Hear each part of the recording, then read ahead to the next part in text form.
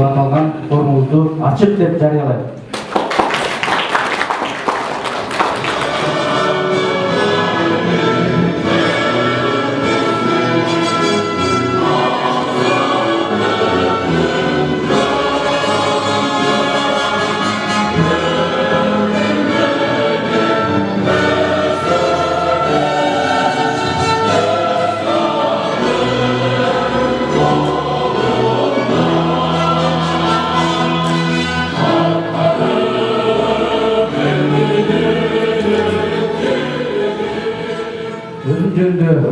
Кичине тааныштырып кетким келет. Бул жерде баардык көп байкелер, эжелер, пикирлеш достор менен баардык таанышыбыз, жеке тааныштыгыбыз бар. Мен аларды таанып, сиздер тааныйм, сиздер мени тааныйсыздар дегенде, бирок сиздер тааныбаган инсандар, чакырылган коноктор үчүн аты жөнүм Темирлан Бекбокоев, 2-жаш коомдук бирикмесинин төрагасы болом. Ушундай коомдук саясий процесстерде ичинде аралашып жүрүп, ушул мындай өлкөнүн өнүгүүсүнө мындай бир салым кошсок деп ушул жаңы жүздөр, жаңы күчтөр деген форумду мындай демилгелеп, ар бириңиздер менен кеңешип барма дегенде, барыңыздар менен кеңешип мына бүгүнкү күндө ушул аякчада бирге отурабыз. Мен атым Максат Чаки, мен уже 2 жыл болбой калгам. Анткени өзүм көз карашым жеке улутмандык жака, национал-демократия жака мындай жакыныракмын.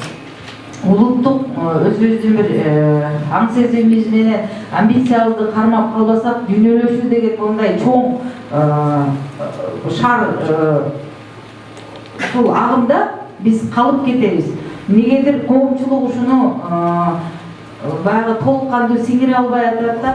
Биз жок дегенде балансты сакташыбыз керек. Импорт менен экспорт биринин дал келиш керек да, 50% болуш керек. Кыймыл аракет кылыш керек. Саясатта жаңы жүз болуш үчүн бир маселени көтөрүп, аяна чыксак, биз жаңы жүз боло алабыз. Жаттаганга негиздеп койгон, бирок чыныгы турмушта мектепте үйрөнгөнүбүздү колдоно албайбыз.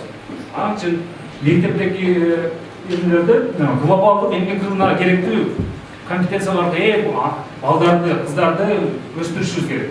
Мына мен сиздерге сүйлөштүп атпайм, жаңы жүздөр, жаңы күчтөр дедиңиздерби? Мен жанагы айтылган сөздүн дагы нерсесин болду. Көчөгө чыга калып, ал үйдө баса калып эмес. Күч көрсөтүп эмес.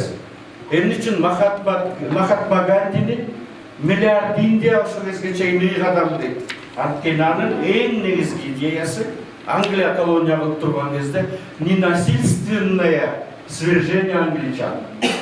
Эмне кылдырган? Өзү сари кийип алган, сари деп коелу дейт, жана оромбо чапанын кийип алгандагы чынык индиялык болсоң деген, чынык индиялык болсоң, Улуу Британиядан чыккан бир да товарды алып кийбе деп койгон. Алардын баары банкрот болгон, мына үчүн. Ал сөз менен ошого жетти. Көтөрүлүү, баары биздин өлкөбүз кандай болсо дагы чоң көтөрүлүү, биригелүү десек, ошо патриоттук сезим түртүп келет деп ойлойм да. Эл аралык ишкерлер ассоциациясы бул меке бизнесмендерди топтосо, чогултса, бул Байхан клубу болсо, ошо бизнесмен болом деген жаш мекендештерге биз үлгүлүү бизнесмендерди алып келип, үлгүлүү спикерлерди алып келип, ошолорго обучение берүү болот да. Жергиликтүү эл айтып атат, бизге ошол маселени, границаны чечип берсеңер болду. Ал жактагы социалдык маселелер аябай көп чечилбеген. Элдер эмне үчүн кетип атат? Ал жакта жумуш жок. Үй бүлөсүн багыш керек. Алар үй бүлөсүн таштап туруп, чет өлкөгө барып, ошол жерден үй алып атат. Германиядан болобу, Россиядан болобу, Туркиядан болобу, үй бүлөсүн алып кетип атат. Бош калган жерди комшу өлкөлөр сатып алып атат. Барлықтарым, бүгінгі жиынның қатысушылары, замандаштар, алғандар. Бүгін барлық тармақтарда ой-көйлер көтерілді, айтылды, дағы көп айтылады. Бирок баарыбызды бириктирип турган бир суроо, биз болбосок ким да? Башка жаштар келип, биздин көйгөйлөрдү айтып бербейт, анын чечүү жолдорун да айтып бербейт. Бизге эң керектүү ушул азыркы учурда иллюстрация болуп турат да. Чындап келгенде, бүгүнкү форумдун аталышы жаңы жүздөр, жаңы күчтөр деген ураны өтө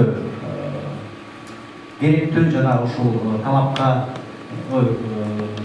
учурдун талабына өтө ыңгайлуу жана өтө ылайык болду.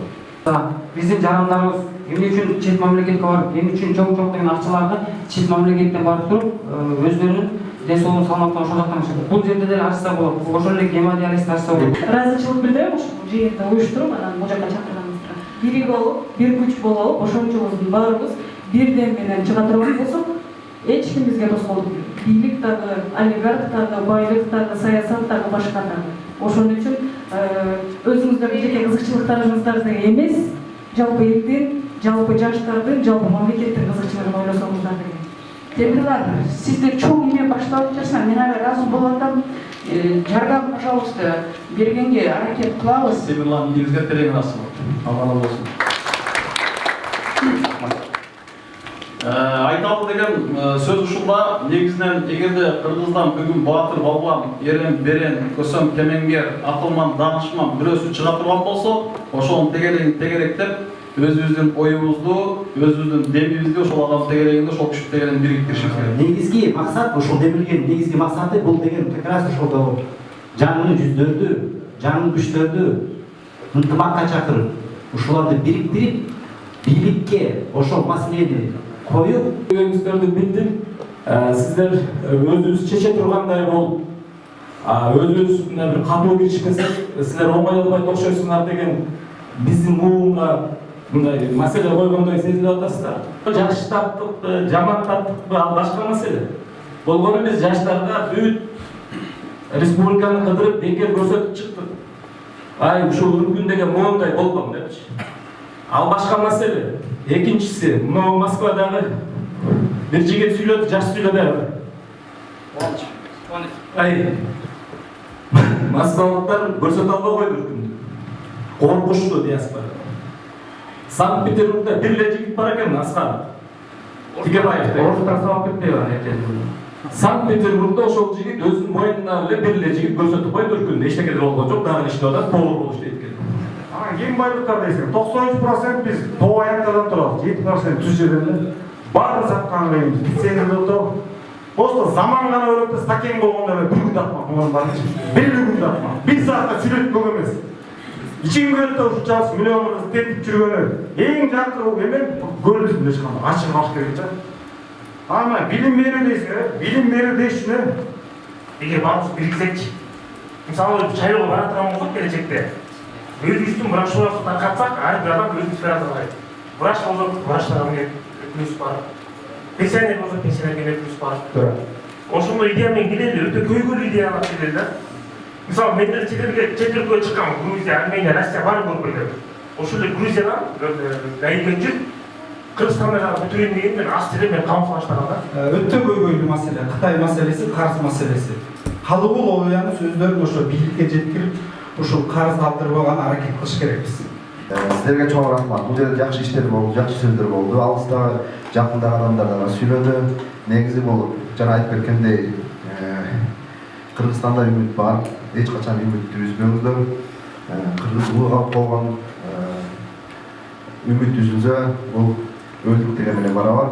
Канчалык ылдый түшсө дагы биз чыйра алабыз, бирок өйдө көтөрүлөбүз. Кудай кааласа, заман ушуга алып келген экен. Дайым бир баатырлар эң кыйын убакта жаңылат дейт, андай мына баатырлар чогулаткан окшойт. Бул жерде биз эле эмес, башка жерде дагы чогулуп атышат. Кыргызстар жакшы иш-чара көрсөтүп атат. Кудай кааласа мен тилектешмин. Көп сүйлөгөндүн кажети жок. Ушул иште менен өзү өрсөк, Кудай кааласа ийгилик болот деген. Рахмат. Ошолорго көйгөйлөр кантип келди, кантип чечилет? Ошол альтернативалар сунуштарыбыз менен мындай иштиктүү планда, иштиктүү бир иш-чараларды жүргүзүү биздин максатыбыз.